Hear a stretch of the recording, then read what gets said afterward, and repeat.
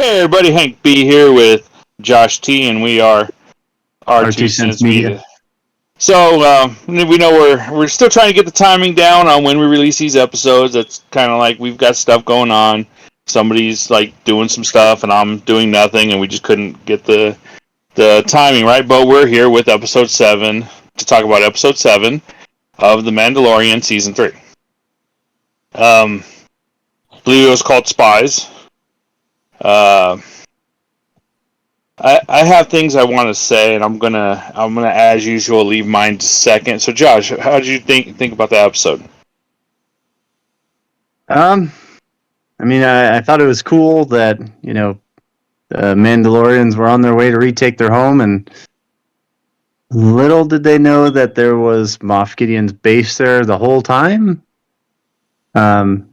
And there was other Mandalorians roaming around on the surface, and I guess he got them in one place at the same time, but there's a lot of cool aspects to it, and the super army Mandalorians that Moff Gideon made were kind of interesting, but I don't ever recall that in Star Wars. I mean, the way things are right now, they can add whatever they want as long as Disney gives them approval. It might be their way of trying to expand upon the universe. I mean, that's true. Again, and also, I don't know if there's been many talks of Moff Gideon being in the books. So if he's not, and he was created for the show, which is probably the case, then they had to do something to make him unique. And his working on, like, each scientist or leader has their own thing they work on, and when they totally fail, the Empire just has a habit of scrapping that whole fucking idea. Yeah. So I think that's kind of what we're seeing. This was his branch of what he was doing. So definitely, I liked all the action in it. Just kind of raised a few questions for me, but I thought Moff Gideon did look pretty cool in his armor. I'm not gonna lie. His little advanced stormtroopers, they seem to die quick for wearing Beskar.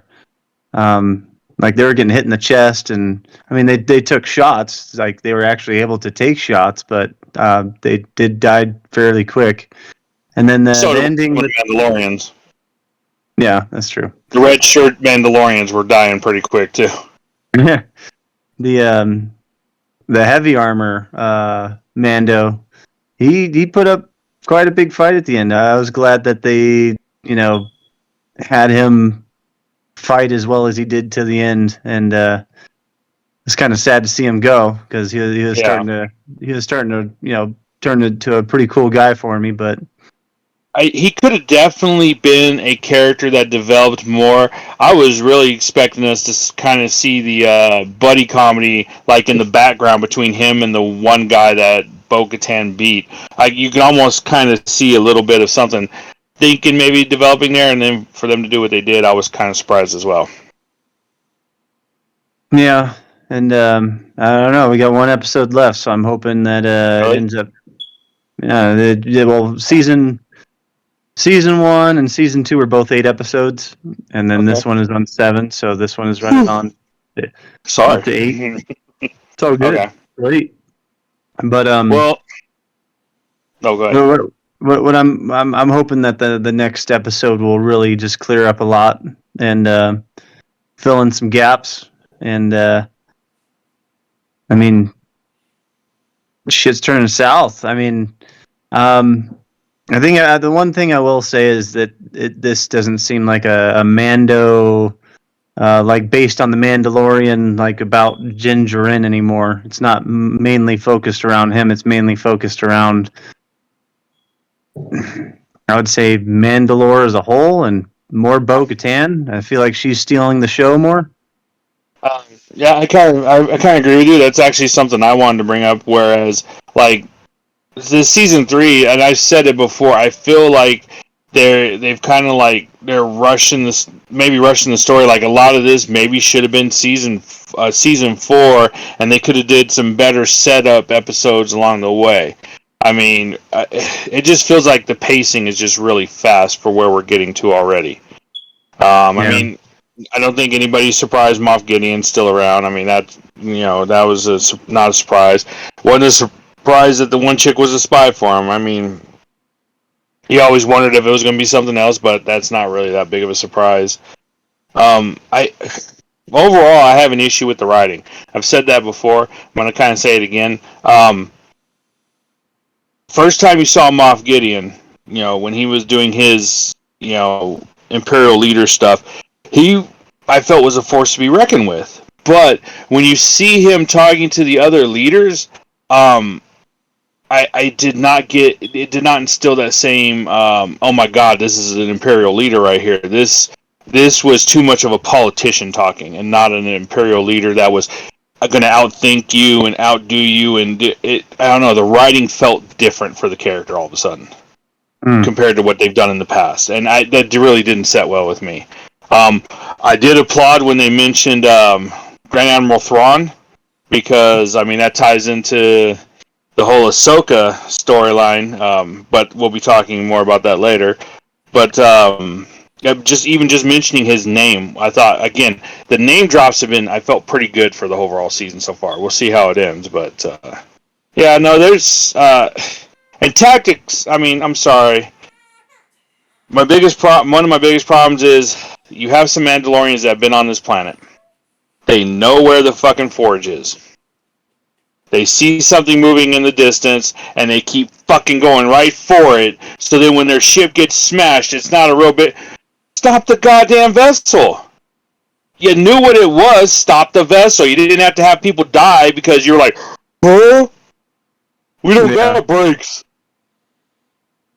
Yeah, they turned right into that giant monster. They just kept fucking going, and we're like, oh, okay. It's like, the level of intelligence. It seemed like to me they could have sped past it if they would have veered to the left and around it. But no, the driver just turned right into it. Yeah.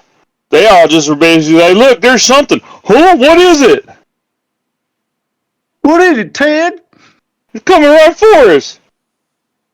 Yeah, that was bad. I really did not like that. Yeah, but okay. Yeah, and my curiosity is that the Mandalorians that knew where the Grand Forge was, like, yeah, they said they didn't go and explore down below the surface because people who did never came out. Right. But you'd think that they would have seen some kind of Imperial base lingering around somewhere because those ships got to go out somewhere. Well, the question is, how long has the base been there? Because he just got reinforced. He just convinced that council the Shadow Council to reinforce him. So he might have been hiding there on his own, just like that one creature was, and only had a couple people. It was cool seeing the Praetorian Guard, though. That was kind of cool, especially when you know how they show up later on in the movies and stuff. But yeah, that's my 2 cents. That was Josh's 2 cents. What are you going to rate it? What are you going to rate it? I know we're going to get there. We're going to get there. Before we get there, you cut me off. I was about to get in. I was just going. I know I was getting there. Well, yeah, we are going to rate it. So you always rate first. Go ahead. I'm going to give it a 7. Okay. Yeah, I kind of see that, and I kind of agree with it. Whilst there's some things I didn't like about it, it still wasn't a horrible episode. So I'm kind of with you on our Centometer. I think I would also give it a 7.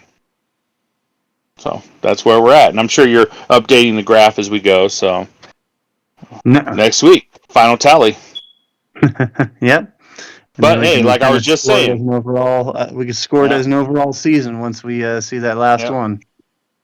But as I was saying, that's my 2 cents. That's Josh's 2 cents, and we'd like to hear your 2 cents.